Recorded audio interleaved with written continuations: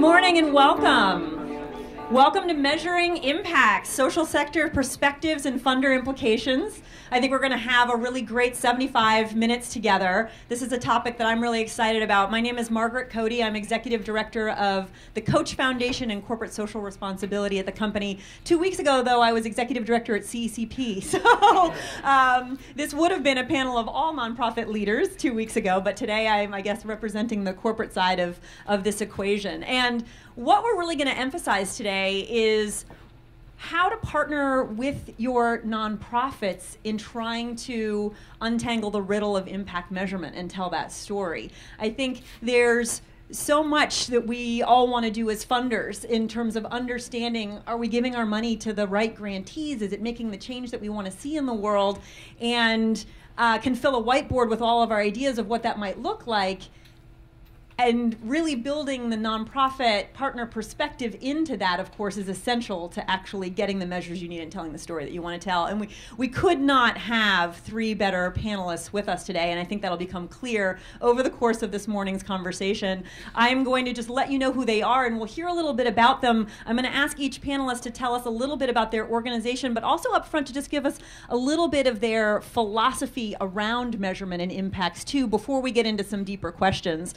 So let's just go ahead and get started if you're all ready. I think I'll begin with you, Gretchen, representing City Year. And I would love it if you would tell us just a little bit. I'm sure many people are familiar with the organization, but just a little bit about City Year and then a little bit about what impact measurement is. And would you let me know if anyone in your organization has maybe won any national recognition in the last 24 hours? Sure. Thank you, Margaret. I'm so glad to be here with all of you. We couldn't do the work we do at City Year without our corporate sponsors, so it's really a unique opportunity to get to spend time with you here. Would you mind raising your hand if you're familiar with City Year, if you've seen red jackets around? Thank you. So City Year has changed quite a bit over the years, but we are an education nonprofit, and we believe that every child has the potential to succeed. And we're working to reduce the number of high school dropouts here in the United States and ensure that students are college and career ready. We work in urban public schools. We partner with them. We're currently in about 260 schools in 26 cities in the United States. We're an AmeriCorps program, and so one of the things I love the most about City Year is our double bottom line. So we both develop young people, young adults who serve as full-time AmeriCorps volunteers from before the first bell of the school day all the way through after school, full-time, full school year, working with kids in grades 3 through 9. But we also are focused on the impact we're having on the students in the schools we serve. We're also global to an extent. We're in 3 cities in the UK, as well as Johannesburg, South Africa. And Margaret, you were asking me about how I think about impact. Yeah, I mean, your title is Vice President of Evaluation. Yes. I should call you Dr. Gretchen. Maybe you can talk a little bit about how long you've been at the organization, what your role is, and then how that informs the way you think about measurement. Absolutely. So I've been with City Year for 7 years, and I was hired into my current role at a time when our organization was changing. So City Year has been around since 1988.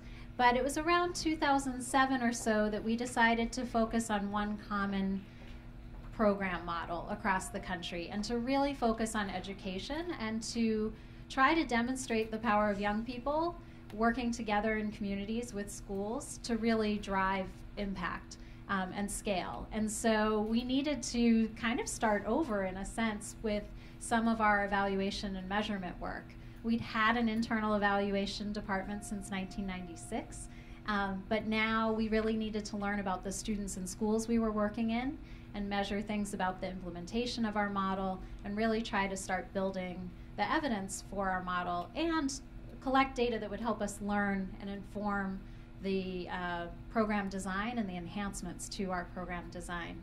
So I came to City Year after about 20 plus years as a developmental psychologist, researcher, and program evaluator. So I've both studied children and factors that predict their resilience to risk and their social emotional development from infancy all the way to young adulthood. So it's fascinating to be able to both try to understand the experience of the young adults who serve in City Year as well as the kids we serve over time. but also had done a lot of impact measurement and evaluation for nonprofits. So I would say briefly that my approach to evaluation, especially working as an internal evaluator in a nonprofit, is both developmental and participatory. And I'll say a quick bit about each of those. So, well, I'm a developmental psychologist, so I think about how kids and people develop. So this comes kind of naturally to me, but there's a whole world of theory and evaluation about this, of really trying to use the right data for the right purpose at the right time. And so when I'm starting work with something that's newer, which our whole school, whole child model of working in schools was quite new, we often start with a theory of change that's a little more detailed than you might think of, but it's like a logic model, but more detailed. So it's sort of this guiding star that lays out your program activities, your long-term goals, your shorter-term goals, and then you can use that to figure out what you want to measure and how you want to measure it. And so over time, what was interesting was our model, we didn't design the full thing and then start using it. So this was new to me and a big learning experience for me. We actually started developing a sort of minimal viable product, starting with literacy tutoring, which many of our city-year locations had been doing in schools before we made our shift. And so we started with some measurement there. And then as we added on layers of the program design, we added on layers of data collection and evaluation. That was challenging, but it was interesting. So the way we measure some things today looks different than the first year of the program. And I'm happy to talk about that more. Then the other piece is we take a participatory approach, and that is a fancy way of saying that we really try to engage both our people within City Year and some of our external stakeholders in trying to understand what are the key questions that we can learn about through our evaluation. What would bring the most value to our core members, to our staff around the country, to our school district partners? So it's not me sitting somewhere like a mad scientist alone in a room dreaming up some grand master plan. It's really along the way checking in with people and kind of seeing how they're using the data and what are the new questions that emerge over time. Terrific. Well, thank you for that. I think we will pick up on some of those themes as the panel unfolds. First of all, that transition to a focus area and how that impacted the relationships with perhaps some of your corporate partners as the organization was making that change. But then also that participatory approach that you described. And we heard a little bit about that in recognizing the Pixera and John Deere program yesterday, right? I mean, the Jiva project that got recognized with an Excellence Awards was very much based on listening and participatory, as opposed to some mad scientist deciding what people in that village would need most. You use the imagery of a guiding star. I'm going to use that as a transition to introduce you, Tony, because I know that you've described in the past measurement as being a GPS for an organization. But let's start by letting people know what Latin America Youth Center is and your role there and how long you've been there and what your philosophy on measurement is. Good morning, everyone. So my name is Tony Fuge. I'm the Director of Learning and Evaluation at the Latin American Youth Center. The Latin American Youth Center is a multi-service organization based in DC. It was born in the late 60s, so more than 45 years ago, as a grassroots organization based in a neighborhood with a high Latino population named Columbia Heights. And since then, it has grown as a multi-service organization. We serve more than 4,000 youth per year. And we have programs in 4 main areas of intervention: education, employment, housing, and what we call healthy behavior that touch on health issues, mental health, gang prevention too. And so my philosophy of performance measurement is really what I'm trying to achieve with the organization is really to build a GPS unit for the organization. Really to build a tool that program staff and decision maker can access to get the information they need in real time to inform decision about how we can improve services. And I think I really like the GPS unit, the analogy, because I think it works at a different level. It's a nice analogy to explain what we do. It's really easy to understand because everyone in the room has used a GPS before. But it's also really important to capture what I think is really important in order for a great performance measurement system to work in an organization. It needs to be easy to use.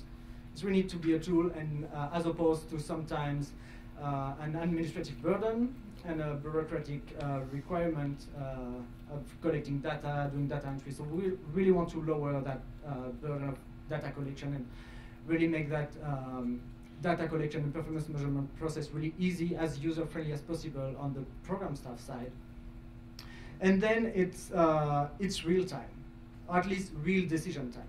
Okay, you don't want, if your GPS tells you that you fall off a cliff after this happened, it's probably not very useful for you. You want that information in time for you to make the right decision.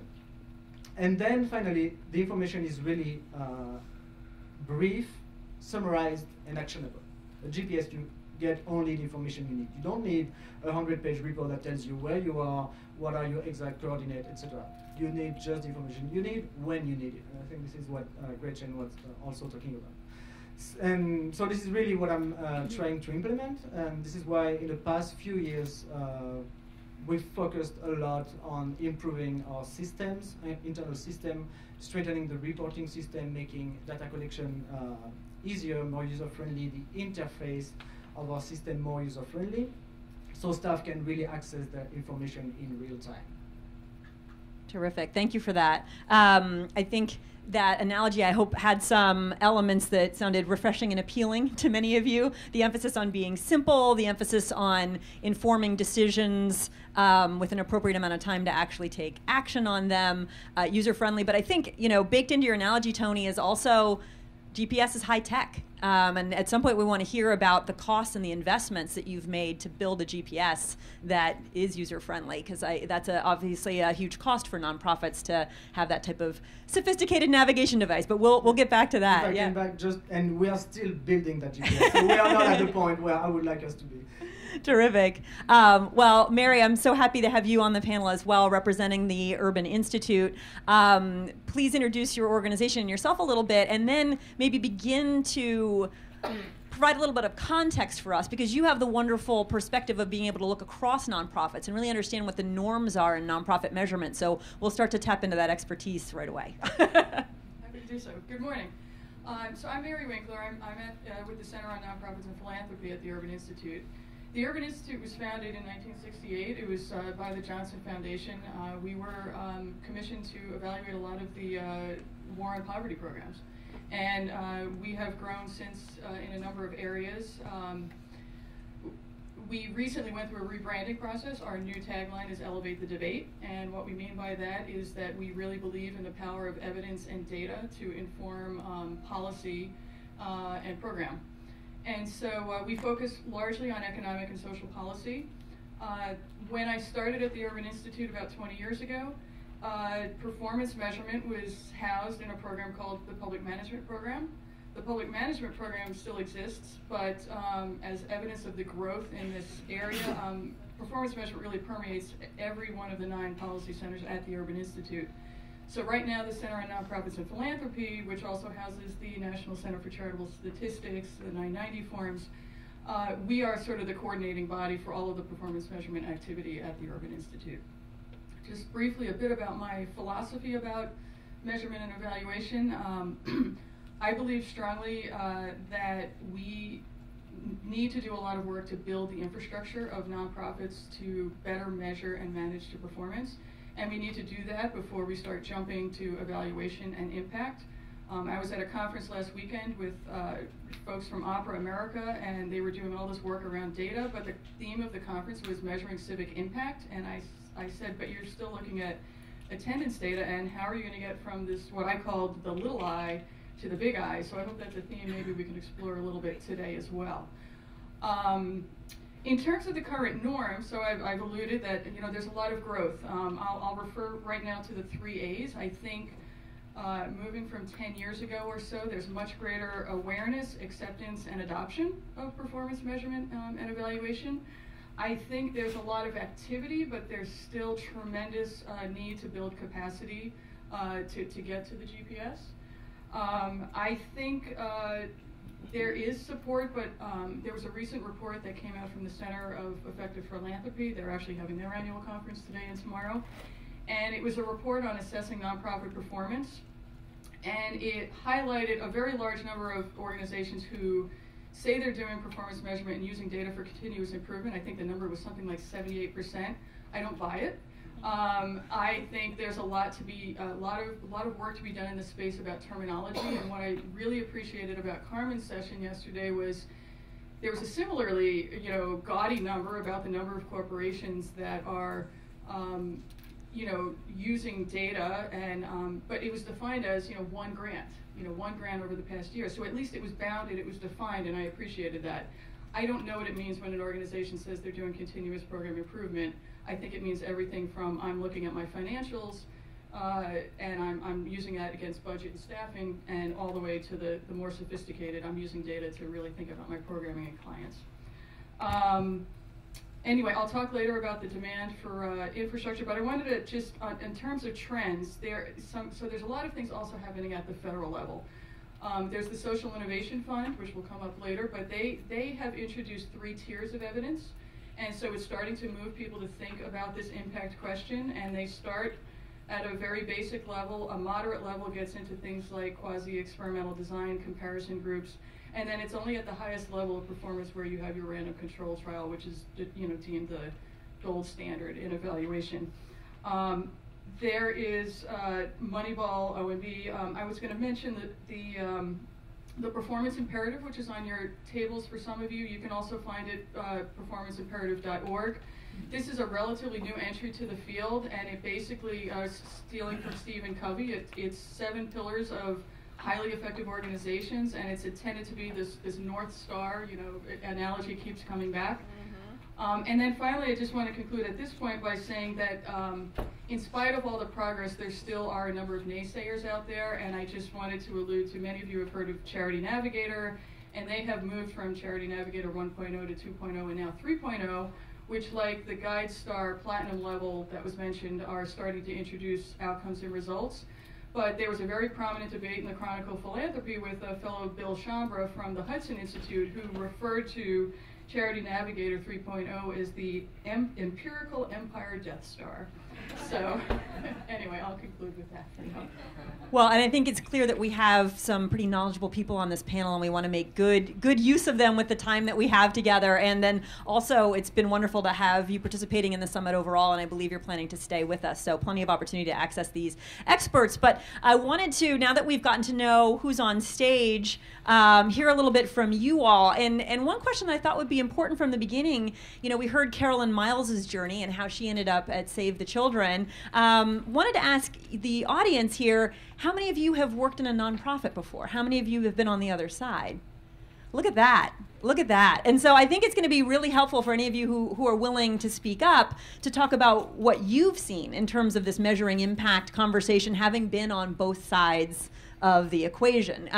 Because I think really reality testing some of the assumptions that we can each hold depending on which professional lens we're wearing at any given time is going to really be key to unlocking some of what's going to be realistic, possible, practical, credible as we talk about impact measurement. So now I'm going to later in the session ask the panelists to be pretty brave in terms of talking about their relationships with corporate funders and where they think the opportunities are and things like that. I'm going to ask you all to be a little bit brave too, and maybe I'll ask you all to be brave first, which is challenges maybe that you've had in working with your nonprofit partners around measurement, evaluation, and impacts that you would like to see us cover in the time that we have with these panelists. So you don't need to name names, but if anybody feels comfortable saying, what in your work have you encountered that's made this a challenge for you, or what do you think could be done better, and then we'll try to hear the perspectives of our panelists to address that. Anybody willing to share? Great.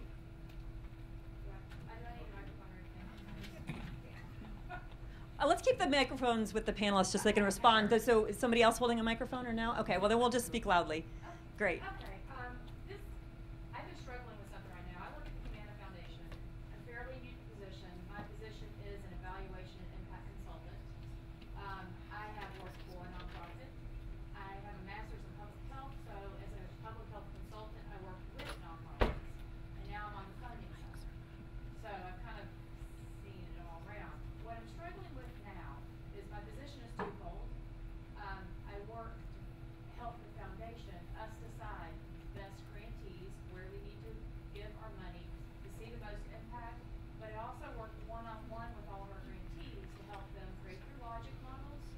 figure out a data collection plan, and really collect the data that we need to make decisions.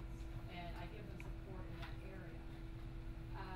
Here's my dilemma. Okay. We are trying to figure out what it's fair for a funder to ask of a grantee. My grantees range all the way from people who are just doing a post survey, and that's all they do, to ones that have control of comparison groups and have outside evaluators helping them. So it's all over the map. What is fair for a funder to require as a minimum standard for rigor for an evaluation or data collection that we could apply uniformly? And with that requirement, what should we provide? I mean, I'm already providing support in my expertise, but we don't normally put evaluation funds into grants. So I just want to know thoughts on that. That's something I'm struggling with now. Great. Okay, so for anybody who couldn't hear, really trying to understand what's fair to ask of your nonprofits in terms of a minimum reporting standard, and if you're going to make something a minimum reporting standard, what is your obligation as a funder to help them meet that standard? Anybody else wanted to surface any challenges? I bet there are a lot of silent head noddings going on with that first one surfaced. Yes, in the back. Hi there, my name's Becky from GSK. We're working on some collective impact grants, and so we're using developmental evaluation. So just any advice you have for how to translate some of the outcomes from the developmental evaluation back to our business leaders to sort of demonstrate that value. Great. So kind of translating back into business speak, or kind of a compelling snapshot for senior leadership to evaluate, going from the social side to the business side. Great. Anybody else want to surface anything on your mind? Yeah, sure. We work with multiple nonprofits, so I'm wondering if anyone could speak to integrating different metrics to be able to tell a full story about a project in the program. Is that about kind of creating metrics that can then be rolled up across grantees? Exactly. Yeah, I think we might be talking about the state of the art in standardization of nonprofit metrics for sure. Great. Yep, Andel? Hi, Andel Coster from IBM. So a lot of our programs are consulting types of programs where we advise nonprofits or public sector entities and give them a set of recommendations, and it's up to them to implement. So the question is, how do we track our effectiveness when we're a few steps removed, and it's ultimately up to the nonprofit to do the implementation? Great. Perfect. So when you're one step removed from the work. Well, that gives us a sampling. I mean, I feel free to shoot up your hands or just shout out if you have questions along the way. Certainly want to incorporate what's top of mind for you as the panel unfolds, but it's helpful to get some of those questions out early. Also a way for us to cheat a little bit and give you guys a half a second more to think about some of these answers before we have to dive into them. But really hope that you'll feel comfortable asking anything. I mean, we want this to be a forum where we really get pretty quickly to the things that'll make your life easier when you go back to work tomorrow. So let's go back to some of what this has looked like in terms of investment, the relationships you have internally at your organizations in terms of trying to get your own impact measured and have that conversation internally, and then we'll switch over to how that translates into some of the relationships that you have with your corporate funders. Tony, maybe I'll start with you. Let's just understand first, LAYC, how do you measure your impact, and what has been the staffing and technology investment to get you there? Okay, so at LAYC we have 4 full-time staff dedicated to evaluation alone. And I know that in the nonprofit sector that might seem like a luxury, and I always add when I say that this is not, especially because LAYC is a multi-service organization and we have multiple funding sources, so that makes all the issues we're going to talk about today all the more acute. Let me interrupt, yes, which is so rude as a moderator, but how many of you have 4 full-time evaluation staff? Okay, continue. So this is a big investment for the organization, yeah, to have to maintain that level of staffing, and it's not easy.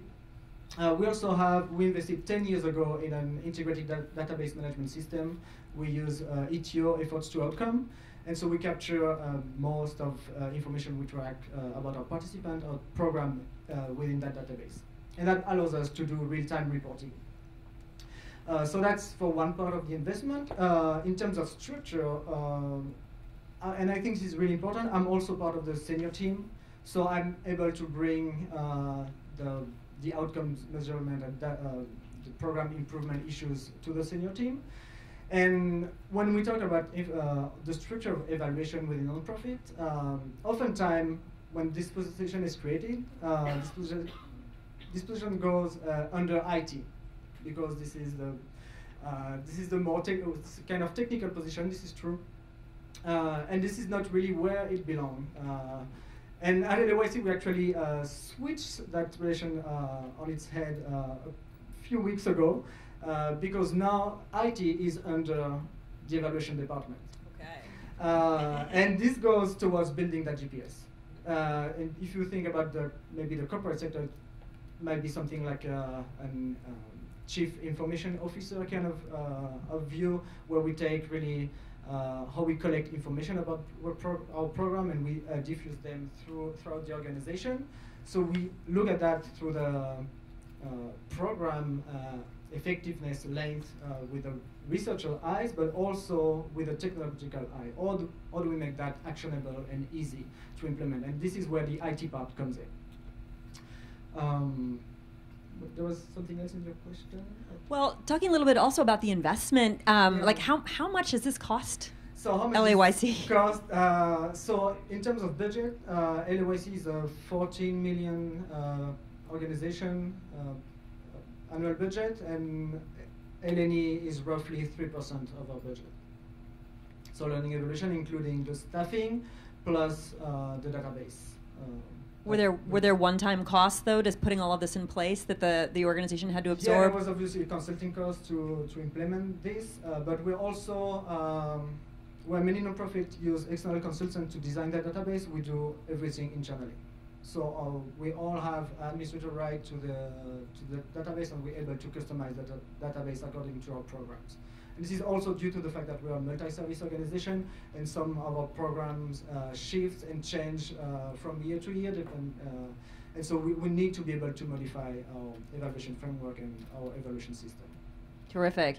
And how do you talk about that investment with your corporate funders? Is it baked into grant proposals, or do you have to fund it separately? So, because this is getting to what's fair to ask of people, yeah. And how do you resource it? So actually, I can answer that question, right? I think it's not fair to ask for anything if you don't have any line budget for evaluation, anything that is not already collected.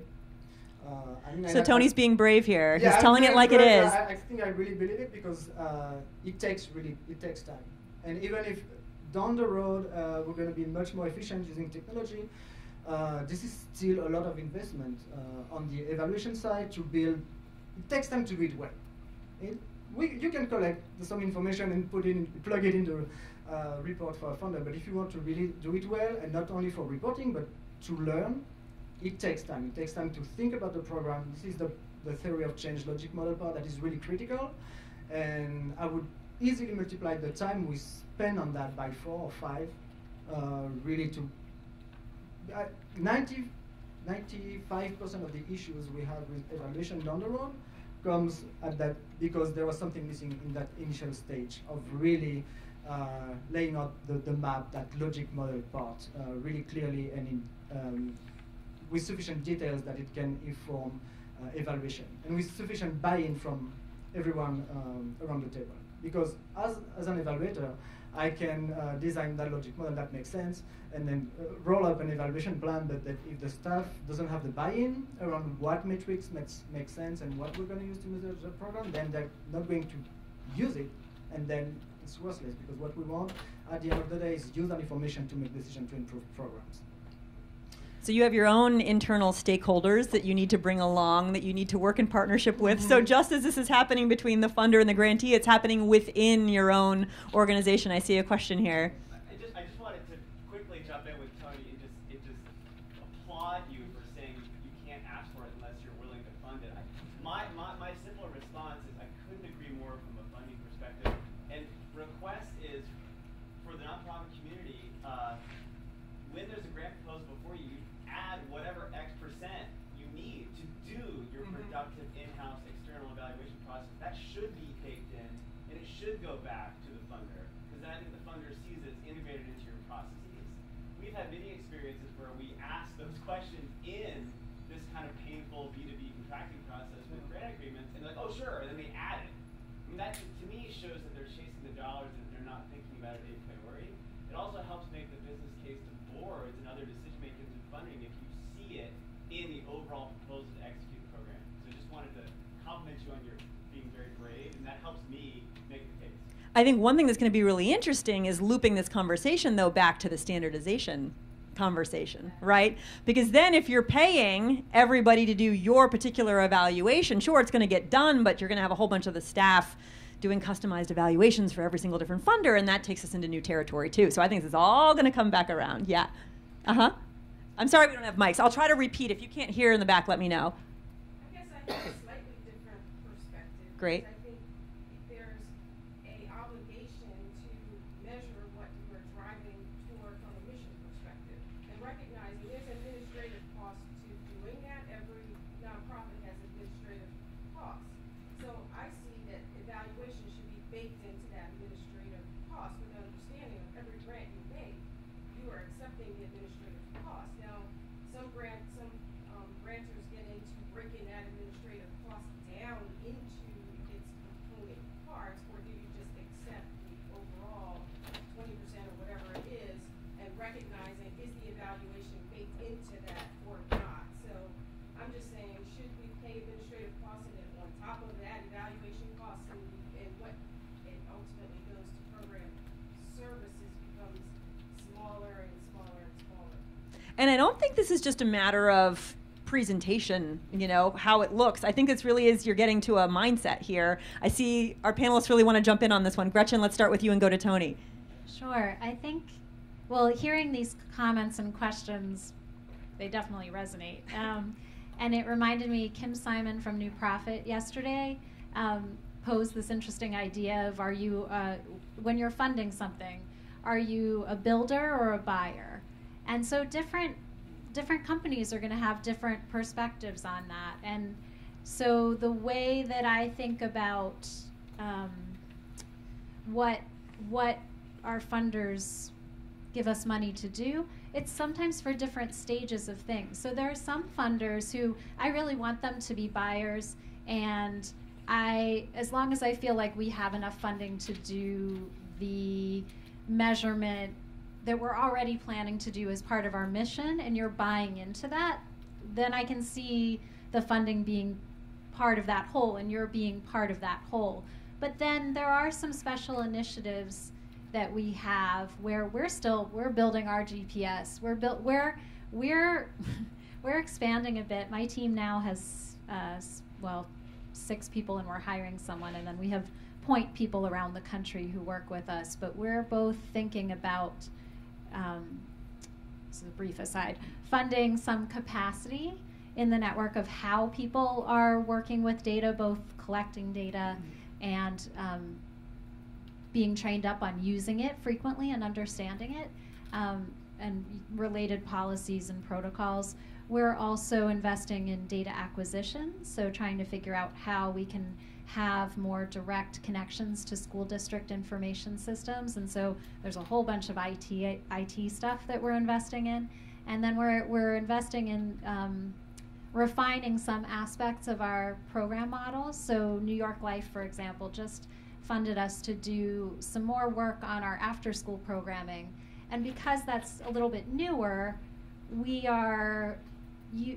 put into the grant both funding for the program design and some testing, as well as a third-party study, as well as some internal evaluation capacity, because that's newer. So I guess my answer that's not so simple is that it does depend on what we're asking for and what element of our evaluation work we're talking about, because it is complex. We both do internal work and performance measurement, and we need those related systems. We do some outcomes reporting that everyone who funds City, or we hope is a part of that mission. And then we do some third-party studies or special projects, and they're all a little bit different. And for some companies will want to fund different aspects of that work.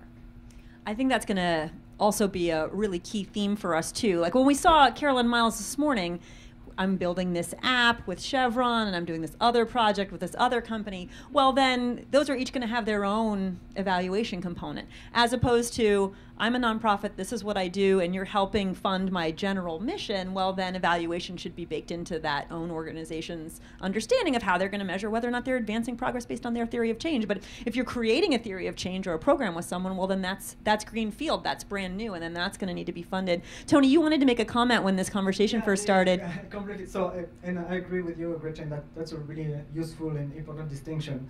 And on the administrative cost, I agree. Learning and evolution ultimately is part of the overhead. Okay, it should be, but technically, in practice, I mean, overhead is always the hardest part to fund. And so, even though theoretically this is part of overhead, it should be covered through overhead and should be stable. We need to find other ways to fund LNEs because there is often requirement on the amount of overhead you can include in your grants. So what we end up doing at AOS is often including a specific line for learning evaluation in our grants, separate from the regular administrative, because otherwise it doesn't add up. Any comments from the audience on that? Especially if anybody who's been on both sides of the equation want to talk about how there's kind of an unwritten rule on the amount of overhead you can ask for, and maybe it doesn't actually cover all of your overhead, and now we're benchmarking nonprofits on their overhead costs, but we know that that's a murky landscape. Yeah. I think it's a real issue when funders try to get as much as possible out of a grantee without funding it adequately. It really builds that whole notion that nonprofits are not funded adequately. That's part of the issue as to why we're not getting some of the results that we need to get. So if we're looking for evaluation outcomes, we ought to be funding those. If we're looking for communication outcomes, we ought to be funding that. You know, we are the ones that are asking for that. We should be funding that. Great. I saw some nodding heads in the back, which I hope means that you could hear Patricia's comment. And I think it kind of echoes a little bit of what Tony was saying earlier, which is if you want it, you got to pay for it. Any other thoughts or comments from the audience on that aspect? Yeah, sure. I think one of the things is for funders for us to get used to accepting standardized reporting, and the things we should be talking to our grantees about what are your measures of impact, and we should be buying into those. And so that becomes the whole conversation about funding adequately. I think where we trip our grantees up is when we say, but this is what we're measuring, right? And so that's where this whole discussion of funding additional evaluation, and it really is up to, I think, the funding community to start doing what we're asking our grantees to do, which is aligning their impact measurements and things. And so I know that discussion of common applications has been going on for a century and will never happen, but common evaluation and getting what the impact measures are of an organization as part of our impact measurement ought to be a good conversation. Yeah. Recognizing that if something's brand new, a brand new theory of change or something, maybe that confounds that. And we had a question earlier about how do I roll up the impacts of my different grantees, which is both kind of for and against standardization, right? It's for standardization in that if every nonprofit in every sphere of social work is standardized, then is standardization helping or working against rolling up a bigger story? I don't know. So I want to... Cluster evaluation, which is a different idea to that. So it's not that everybody is doing the same thing. It's that you may have similar types of grantees that cluster together. Right. So then how much can you really roll up, right? You're rolling up within clusters, but you're not combining health with environment with something else necessarily, right? Mary, I imagine you have a couple things to say on this subject here because of the special perch that you have.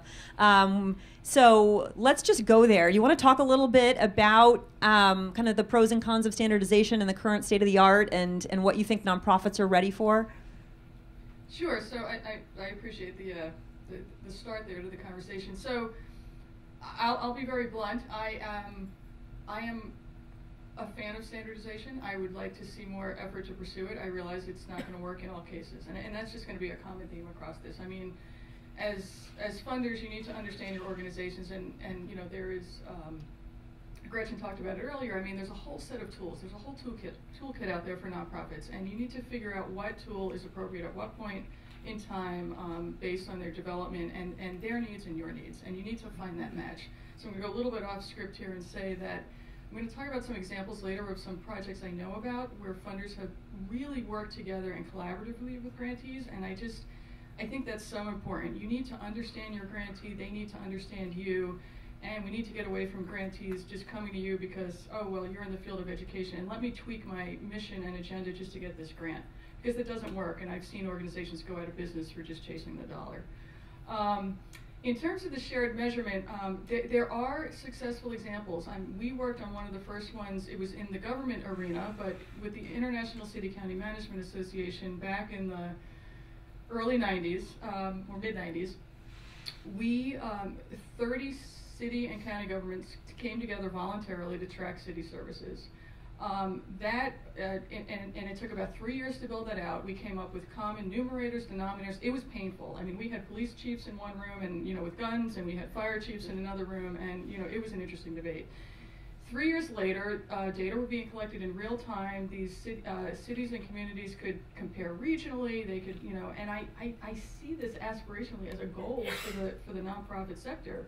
And again, it may be cohort-based, but I don't see why we can't get there. The Forum for Youth Investment worked with the National Assembly for Human Services. It's a collaborative of 80 youth-serving organizations, umbrella associations, so it's the Boys and Girls Clubs.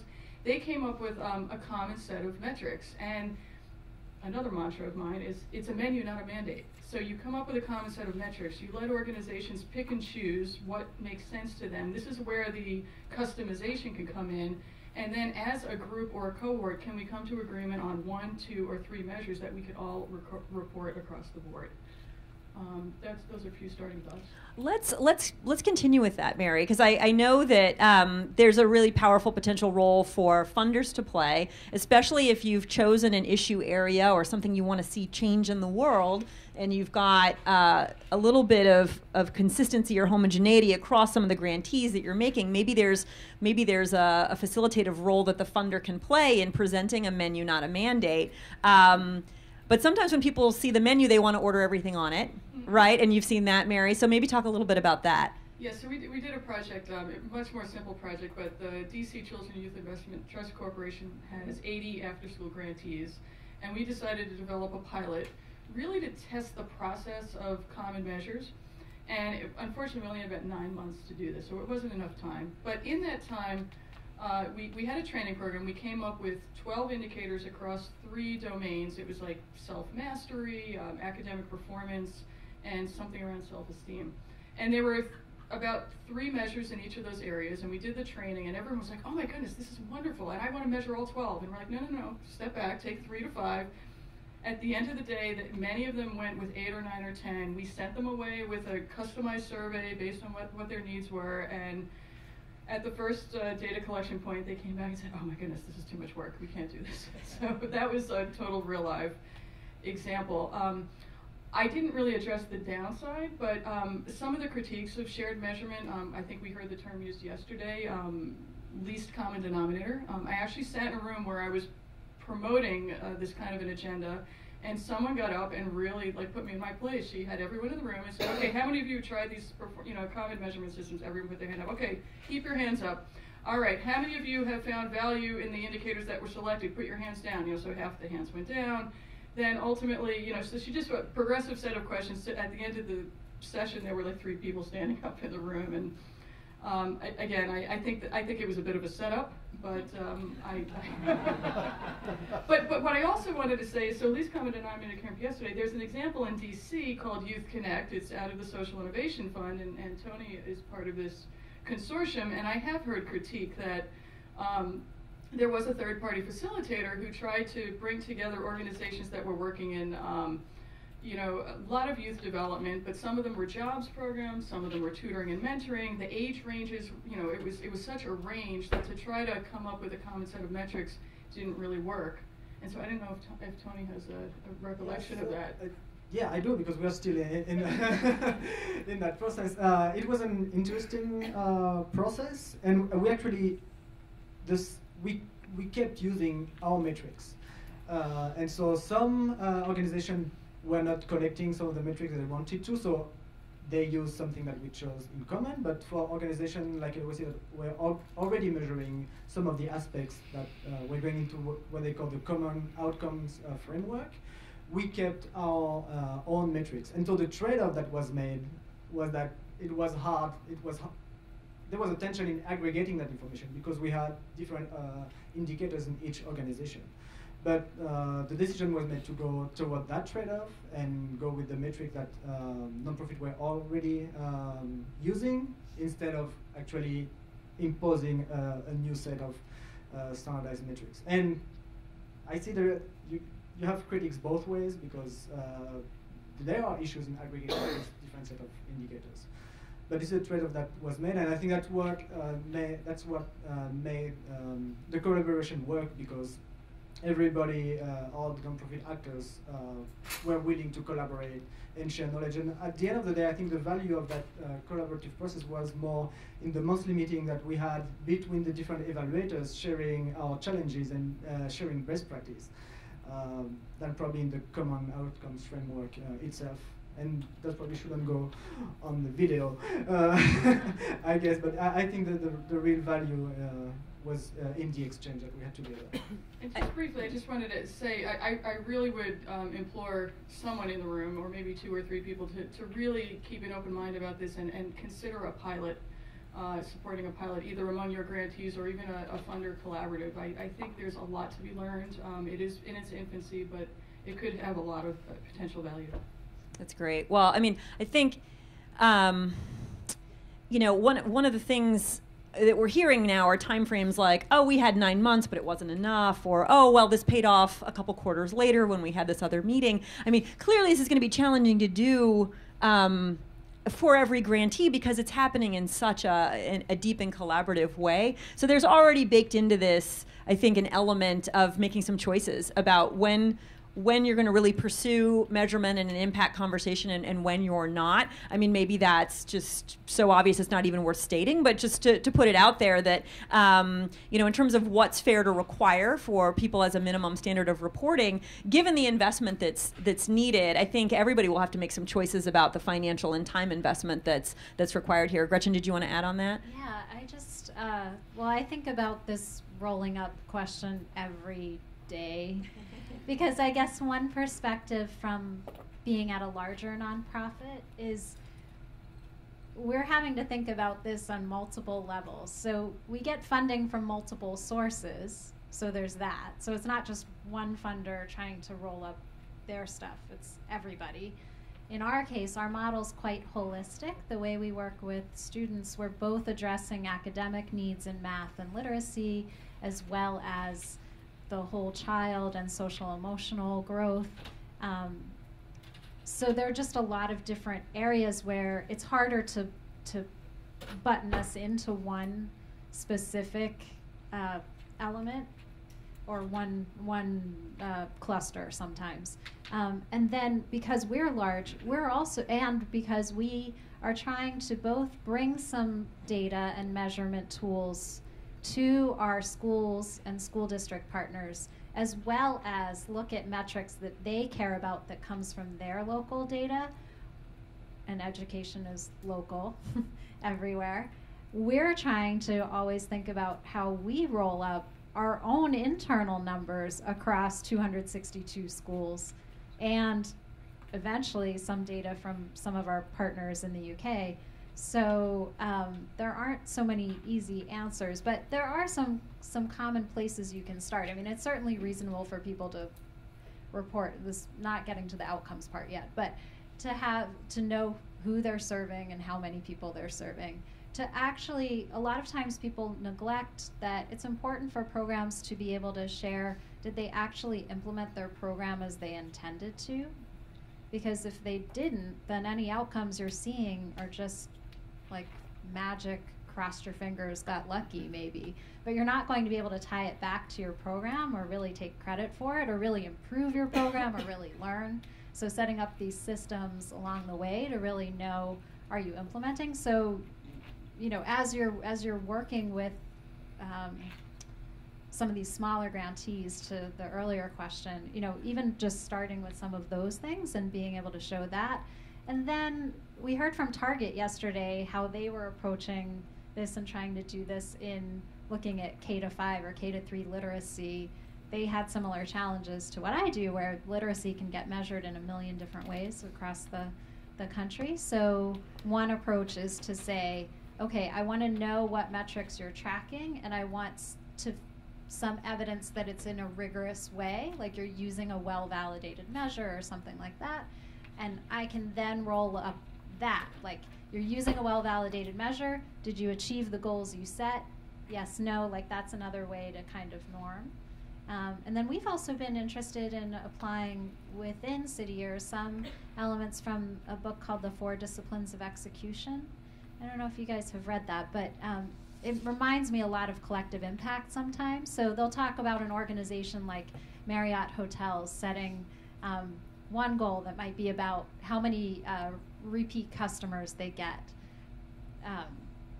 But then each division gets to sort of think about what their contribution is to that mission of bringing back customers. So the people who check you in at the front desk set their goal of, like, it takes under 5 minutes to check you in. And the people who handle baggage, like, they set their goals. And so there are ways to kind of break down goals and kind of norm across it, but still have this one smaller set of longer term metrics that you're all driving toward. I think, Gretchen, part of what you're talking about gets to the question that was raised from the back, too, about how am I going to roll all of this up to talk to my CEO, too? And there's been so much complexity, right? You referenced the Target example cited yesterday where somebody in senior leadership, it might have even been the CEO, just said, so are we improving reading or not, right? And it's like, well, but as an expert in this field, well, there are a million ways to track literacy improvement. And then so it's really who's making that call, who's making that determination, and who's basically creating that simplicity so that you can move forward as opposed to getting lost in this sea of potential ways that this can be measured. So let's follow this path a little bit now in terms of the conversations to be had with your funders, and you're getting funding not just from the corporate sector, but from multiple sectors. How do you talk to funders about what you can and can't do, what is and isn't realistic given where your organization is headed, your priorities, your mission, and what you know to be possible from the front lines? That is a great question. I mean, I think one thing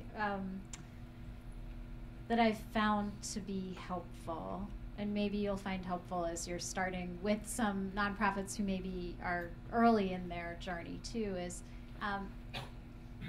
I guess I try to make sure we always can say why we're doing or not doing something, and then what the road ahead is, like what our multi-year plan is to get to more, higher levels of rigor or better measurement. So I can tell you why we're not doing something, what resources it might take to do that, and I think that's been helpful. We try to be powerfully vulnerable where it makes sense as well, and say, well, here's where we're doing well. Here's an area of challenge. We could use some help or some resourcing around this, and that has helped a lot. We definitely have learned some lessons along the way. So I was thinking back to that idea of, are you a buyer? Are you buying into this common set of metrics and our mission? Sometimes I think nonprofits are trying to apply for funding and try to fit into whatever that, that grant opportunity is. And it can also, for corporate sponsors, feel like you're both in this like 6th grade dance.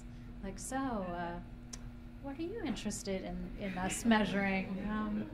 Well, I don't know. We kind of measure that.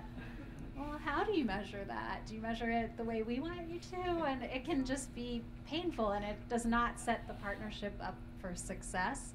So I think we've gotten better at being able to describe what we measure and how we measure it with our funders. So I don't know if that starts. I think that is very helpful. And that phrase you used, powerfully vulnerable, making sure that's not a luxury only for the biggest nonprofits, right?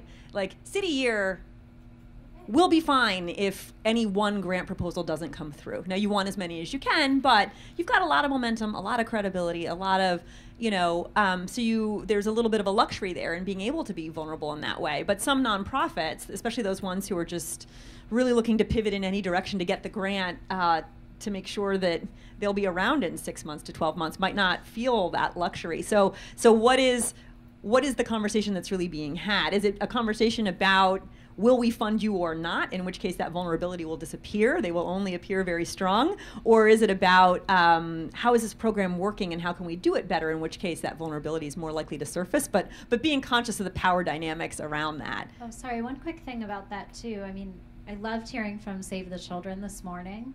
So I think also when you are able to be like transparent in that way and share some of the vulnerabilities, then that helps companies and other funders think about creative ways that they can help be part of solving that problem. So it's not just dollars, like there's all kinds of expertise among our corporate sponsors. Mary, what have you seen as some of the things that help speed those conversations and overcome any of the power imbalance that might be necessary to having the kind of the highest impact work actually happening in communities? I think first and foremost, funders need to approach the conversation with a sense of humility, and it may not be believed initially, so it may take some effort and time and repeated conversations. Can I talk about an example of a program? I love examples. I think they help us all, so please. So the World Bank Community Group in Washington, D.C. provides funding support within the D.C. area. Everything else is abroad, but there's this little pocket of money they have. And they have funded now 2 iterations of a program. One was called the East of the River Initiative, and now we're in a second iteration called Measure for Change. I've worked on both of these. Fundamental to this initiative is building the capacity of nonprofits in the greater Washington area to do better performance measurement. It's that whole capacity piece. And so under the East of the River Initiative, the program components were the World Bank supported a full-time evaluation specialist. We talked about the luxury of a full-time evaluation person in any nonprofit. So they said, well, let's take that off the table. So they provided $50,000 a year to support this position for 2 years. They hired the Urban Institute to provide intensive technical support to help build the logic model, come up with an evaluation plan, get the data collection systems in place. And then they also actually hired Georgetown University to help with communication and marketing to get the message out and work on that side of things. And then one of the things that Urban Institute did was there were only 4 grantees, but we formed a little community of practice, and people were sharing ideas and learning from one another. And that turned out to be the single most valuable thing in this initiative. It was more important than the $50,000. And the success of that program is 2 of those grantees with that level of support were able to then get themselves to that next level of Social Innovation Fund support. And one of them is now doing a random control trial experiment and has been able to leverage all sorts of additional support. So it works. The Measure for Change project is similar. Actually, let me go back to the East of the River. So the program officer under that talked often about humility and the conversation and how to learn and grow with the organizations. We had many setbacks. It didn't take 2 years to build this evaluation plan. It took more like 3 years. And there were asks and setbacks along the way, and the foundation rolled with it. And they asked us how could we retool things, and that's the kind of relationship that I think you want to strive toward. Measure for Change is another similar effort. I don't want to take too much time out. I'm happy to talk more about it later. Tony, maybe you can kind of continue this sharing of examples and let us know a little bit, okay, from the LAYC perspective, some realistic and unrealistic expectations you've encountered and the types of conversations that's opened up and what you think you've learned from it, and any best practice from your side that's emerged in terms of managing these conversations and setting expectations with your funders of all kinds. Yeah, sure. So to go back to the discussion quickly about standardizing measures, I think there is a real question here about at what level do we standardize. I think this is a key one, and there is a structural issue about we build a system at LAYC of metrics that make sense for LAYC. And then funder X builds a set of metrics that makes sense for funder X, and then funder Y builds a set of metrics for funder Y that makes sense for funder Y. But then in the funding stream, LAYC, as I said, is a multi-service organization. What makes the challenge really high. We receive multiple streams of funding. So when we have those different requirements of metrics that collides together, that creates a real struggle. And so I agree. The more so we actually push back sometimes when we have some metrics that are imposed on us, and we say, okay, this is what we measure. This is how we measure it, and those are the reasons why. And we have historical data on this. Is it okay? And many times it works. So if there is that conversation that happens, I think this is many nonprofits are shy and don't want to push back. And I think this is something that we need to do if we really believe in what we measure, and we believe that those are strong indicators and they make sense for our programs. Then we should have that discussion with the funder in a really open way. And often something positive happens out of those discussions. And then it's really easier to have those discussions, obviously, with funders that are engaged for a 5-year period. So for example, with that funder, that Youth Connect partnership, that was a 5-year funding, and there was that discussion around outcomes. So it was much easier because there was a relationship that was built into the process. And so when there is that relationship, it's much easier to share the concern, the challenges, and how we can resolve them. So whenever possible, I think building that relationship with the funder is a key component. That's a difficult thing, right? Because, and I'd love to hear from the audience about this a little bit yesterday. I mean, Shannon was on stage representing PwC and Earn Your Future, and one of the things she talked about was multi-year grant commitments. And when you've got a multi-year commitment, the level and depth of conversation that we're talking about here and the freedom to push back, I think, is opened up a little more. But who do you have a multi-year commitment with, and how do you get there? And I would love to hear from the audience what you think the dynamics are of trends in terms of multi-year versus not in the realities that you're facing. And if you've experienced any pushback from your nonprofit partners, and whether there was an aha moment there, or if that was actually left a bad taste in your mouth and you went another direction. I mean, anybody who's willing to share a little bit about what these dynamics have looked like at your organization and what you think you've learned from it that others might benefit from. Is this resonating with anyone? Anybody have a story they want to share? Yeah, great. Yeah. Hi, Ray Johnson, HSBC. And we definitely have seen a trend towards larger multi-year grants, which has been very beneficial in building a solid relationship. Full disclosure, City Year is a multi-year larger grant partner with us. And it allows you to do things like we're doing, which is to fund an assessment of their program up front and then implement engagement and programmatic focus on the back end of that multi-year commitment. And it really helps lay out as well the groundwork, and I think it's incumbent upon the partner to say, you tell us what you're measuring first, because what fits in with that parameter then will guide us in the application of the funds, not the other way around. So I always give the partner the space to really share what they're doing, what's their expertise. They know at the ground level what's happening, and to be very open and transparent and flexible from the outset, that if things need to change along the way, let's have that discussion sooner versus later, because that leads to greater success as well. So don't wait. 6 months in, I've got an example right now where we're changing the demographics because the program wasn't fully meeting expectations. We will meet expectations by adjusting the demographics. So those are just a couple of examples that we've seen in our partnerships. That's wonderful. Thanks for sharing that story. Because I think, sometimes people think of measurement as a rear view mirror, looking back and how did it go and were we right to do what we did, versus the GPS analogy that Tony shared earlier, where it's actually telling you where you're going. And it's not a semantic difference, the difference between measurement and evaluation, right? If measurement is being implemented for continuous improvement and evaluation is how did we do? Do we get an A, B, C, or D? Any other thoughts from the audience on any of these topics, or anything that you wanted to take this panel in a different direction? And it might even be that our panelists have some questions for you, so want to open it up a little bit here. What are your burning questions that we haven't covered so far, or something that we've skimmed on that you'd like to see us go deeper? Anyone? Yeah, sure.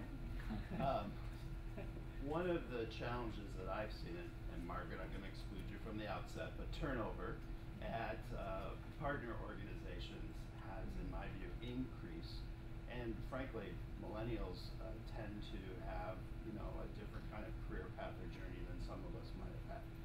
And so that, to me, has posed some challenges. That institutional memory and programmatic viewpoint then gets handed off to someone. Sometimes we're advised as a funder after the other person's gone. So I'd like to hear a little bit more about how you're managing some of those conversations with your partners, because I've seen it as a challenge, especially in the last year. That's a really powerful topic, right? I mean, you were talking about the police chiefs and the fire chiefs. If those people aren't in the jobs anymore, all the investment you've made and buy-in that you've built, you got to start over again. So let's talk a little bit about turnover. Sure, yeah, Mary. Okay, so I'm not in one of the nonprofits with the turnover, but I have a few thoughts on the question. I think it's reasonable in the support you give to ask for some level of documentation. I mean, in the East of the River Initiative and the Measure for Change project, the idea was to come up with a binder of materials so that and the same thing for the Children's Youth Investment Trust. I mean, we created a binder. Here are the indicators. Here's how you track the indicators. Here are the data collection tools. Here are some sample templates. I mean, that can stay with the organization. So if you can build that basic infrastructure. Again, going slightly off topic, but just an idea that I've been talking about is I think another place where you guys can do a world of good is to consider, people aren't coming, there are evaluators, certainly, but when it comes to performance measurement and nonprofits, I mean, there is sort of a leadership gap, and people are not coming to nonprofits with the right skill set.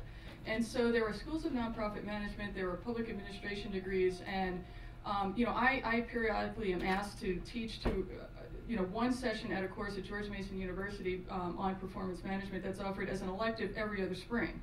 We need to build more of an infrastructure at that level, and I don't know enough about the capacity of the room to support that, but I do think that would really help build this pipeline. Well, Mary, you know how much respect I have for you, so hopefully that gives me a tiny license to tease you a little bit. What happens to binders? Do they kind of go on shelves sometimes? Okay, so that's a good start. I mean, no documentation, certainly. And Urban just posted a blog post on the death of the PDF, so that's even one step up. Yeah, sure. Okay, so maybe Gretchen and Tony, I mean, you have such wonderful organizations. I'm sure the average tenure of your teams is quite long, but you must have some turnover. Any comments on what effect that has with the funder relationships you have? Yeah, I think, documentation is so important, and we're still improving our knowledge management systems within City Year. I think also when we work with a funder, and also just how we work, we have multiple people from City Year involved in at the table to really make sure that so for example, my department currently is part of a larger department that includes evaluation, program design, and then a delivery group that's charged with helping to coach our field through delivering the model well and customizing it in response to local conditions. So program design and evaluation are very closely connected. Anytime we work on a grant, we have people who are working on new grants and new relationships, and then there's a transition to once something is funded, the relationships there. So that sounds like a lot of people, but we try to keep it fairly simple in our partnerships externally.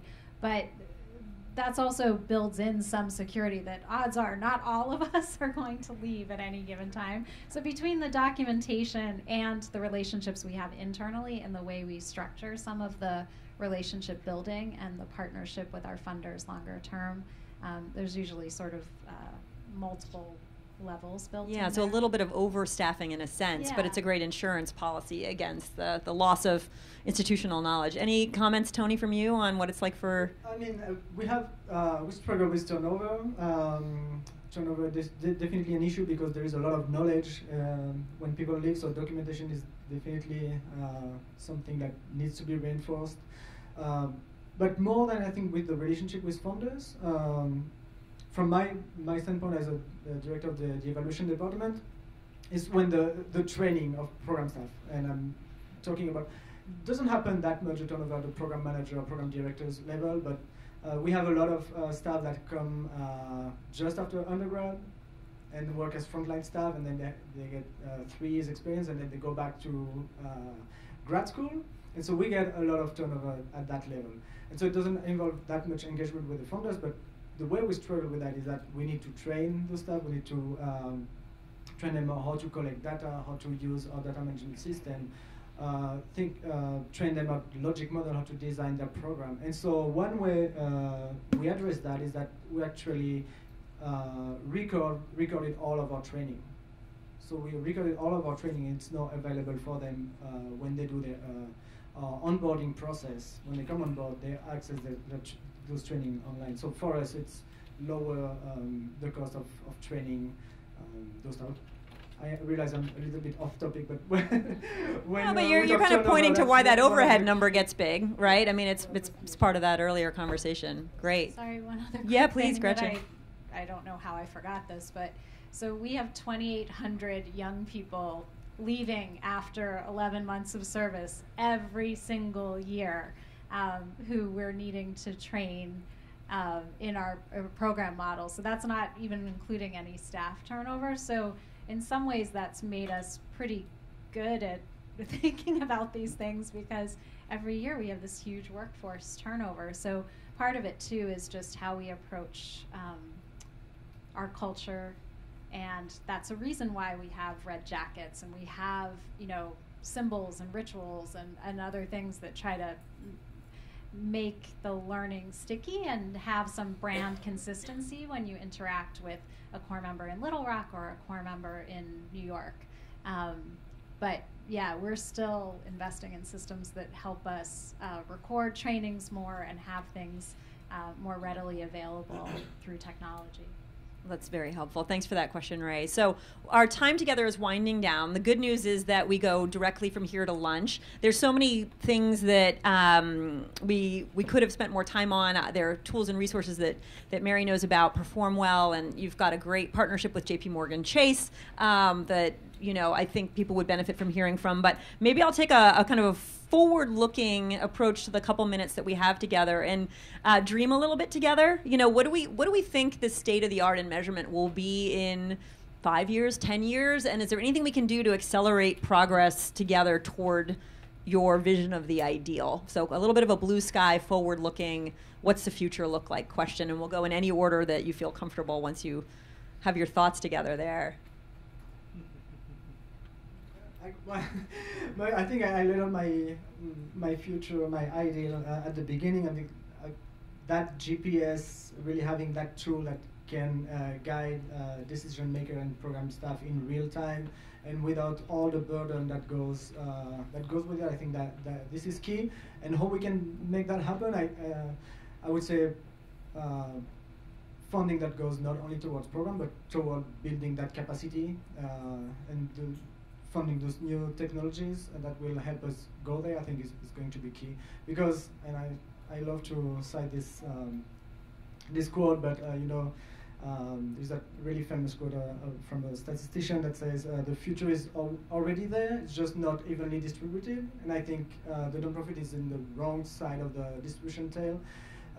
When you see organizations like Google or Amazon that really are able to collect data like this and act on it, I think we're like way behind, and the question is how we get there. Thanks for those thoughts. Yeah, Mary. This is visionary and what I'd like to see. I think it's aspirational, but I'd like to see every nonprofit with at least one full-time evaluation person. I'd like to see it a dedicated position, because right now everyone gets distracted and taken off task. And I'd like to see organizational cultures that support this work at every level of the organization. Right now that's a pretty heavy push to get there, but once you do, you're going to see amazing things. Great. Gretchen, thoughts from you? You think about this every day. I do. I'm excited about this. Well, I look forward to a time where data is not so scary, and that in nonprofits, the people who work in nonprofits and our core members think of data as just part of doing good. Like it's just a part of what you do. And the more we are easing the burden in providing insights from some research and from applying big data principles and making things as easy as it is to order something on Amazon or see my data from my Nike Fuel Band to know, am I on track with my goals, and not just the data, but to connect it to like, okay, now what do I do? So part of what we're investing in is making it more seamless for our core members to look at data and then know, okay, what should I do next with this student? Where are they thriving? What can I do and encourage more of? And where are they having more of a challenge? And what lesson plan relates to that data point? So I'm really excited about integrating that. And then we didn't talk about it, but I just wanted to mention that one thing we've been excited about at City Year and only started thinking about is using open data, publicly available data from states and school districts and other sources. I mean, that can be, for some of your grantees, like data collection is a huge cost. So where you're able to make use of some common data, it can be incredibly interesting and really helpful to look across grantees. And it's just such an untapped potential. So I'm excited about that. I think there's something huge there. I mean, everybody thinks they have to measure their specific instance of the implementation of that theory of change. But if it's a proven theory of change, maybe that proof is good enough for telling your story. And I think there is a lot of great data out there. And so nonprofits finding it, but also corporate funders finding it could be a huge source of efficiency. Tony, did you want to say one last thing on that? I just want to add to that because I think this is critical, and especially for data like thinking about report cards data can be really, really challenging to collect from the schools and then to enter into your system. So that's actually one of the big positive outcome we had with that partnership. Through Youth Connect, we signed an MOU with OC in DC to get access to their school data, and we went as a group of organizations. So the burden was less on one organization to do all that process. And then there are databases like the National Students Clearinghouse, when you can have access to college data, and probably many nonprofits don't know about that, especially if they don't have an evaluation person in-house. So if you know that and you let the nonprofit know that those resources exist and they can use it, that can Great. Make a very positive change. Well, I think this all wraps around to a theme that you brought up early, Mary, which is infrastructure. What's the infrastructure within the nonprofits themselves? The huge investments made by City Year and LAYC and the organizations that you work with. What's the infrastructure investment that the funders need to make in terms of being able to staff these conversations and do something with the results that come through? And then what is the field-wide infrastructure that we need to be able to start having clustered standardization and things like that? So it's about investment, right? If we're serious about it, then it's about investment. Well, thank you so much to our panelists. Thank you so much to our audience.